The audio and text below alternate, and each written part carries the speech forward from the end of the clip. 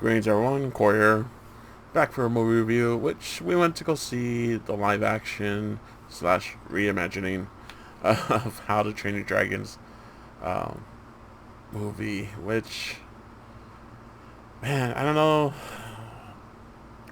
I mean, these live action remakes are, it's sad to say, like, there's such a low bar that Disney made that DreamWorks could easily just be better because they just pretty much followed almost the same script as the original 15 years later.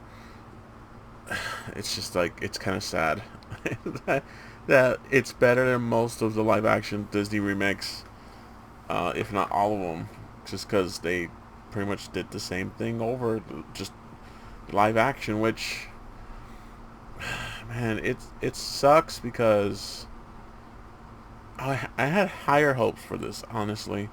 I was hoping it was going to be visually really, like, amazing, because yeah, it's like the first one was 15 years ago. Of course, the CG animation wasn't that great compared to like the later installments and stuff, where you really got to see really beautiful sceneries and stuff. But yeah, I mean, it did have really beautiful sceneries and all, but I was hoping it's like, all right, now we got live action, and there's pretty much one scene when they're when Hiccup and Toothless are, learning to fly with uh, the tail wing, and that was like the best. That was the best thing about the whole movie, honestly. Just because the way it was shot, um, the CG animation was top notch. Like, it's the best in the whole movie, pretty much in that scene, and it just felt like the nostalgia definitely kicked up for that scene. The music flares up, the whole um, issue that they have. It's just like, man. But unfortunately, man, I don't know if it's, maybe I was just tired going into it. Um, just waiting for the dragons to come out, which dragons look pretty cool. They look more realistic, of course. The thing is, though, like, it's there's too much blur going on. There's too much motion blur going on. I don't know. They went a little too crazy with it. I feel like they should have. The one time that we've had higher frame rates in a movie was the Lord of the Rings, the Hobbit series, and people hated it. But I feel like they hated it because it looked like a stage play because it was such a high frame rate. I feel like this movie could have done so much better if it had that high frame rate, just visually, and if they took away some of the smoke, because there was just so much smoke, so much fog.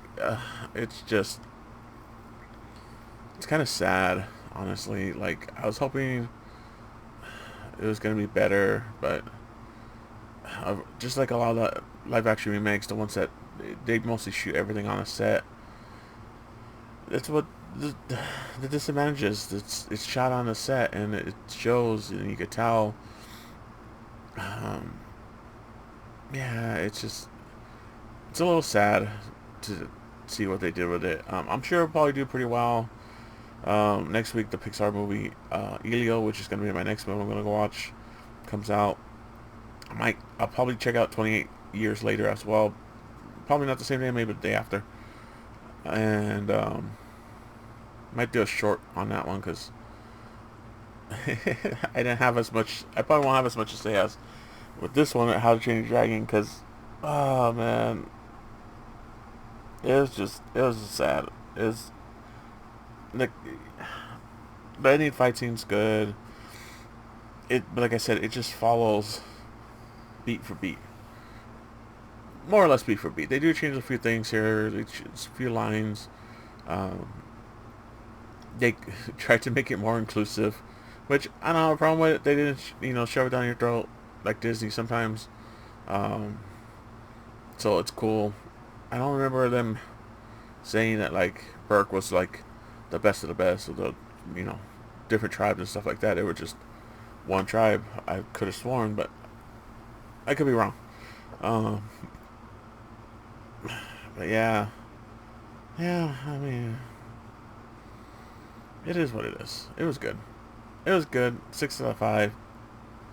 You know, nothing too crazy. It was good enough. Kids seem to like it. Um, Funny enough, Toothless kind of has less personality in this one. I think just because um, they just have a problem holding on shots. They're a little too zoomed in a lot of times. They need to like focus back a little bit. They need to focus on the motions of the characters a little longer. There's just like the editing could have been better. It could have shot better as well. It could also there's a lot of stuff it could have been better, but it was alright. It was alright.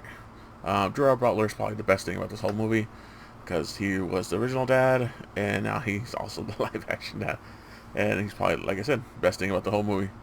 But overall, it's alright. You don't have to see it in theaters, honestly. Check it out streaming if you're curious, but maybe I think the original is just far superior. Like I said, next week gonna see Elio. Actually, kind of excited for that one because from the trailers, from initially to now, I've come to kind of like it a little bit better. Because, yeah, reason. And then maybe 28 years later, but yeah, starting up the movie season, so we'll see. Check out my videos and shorts for reviews if you're interested. Till next time, guys. Later.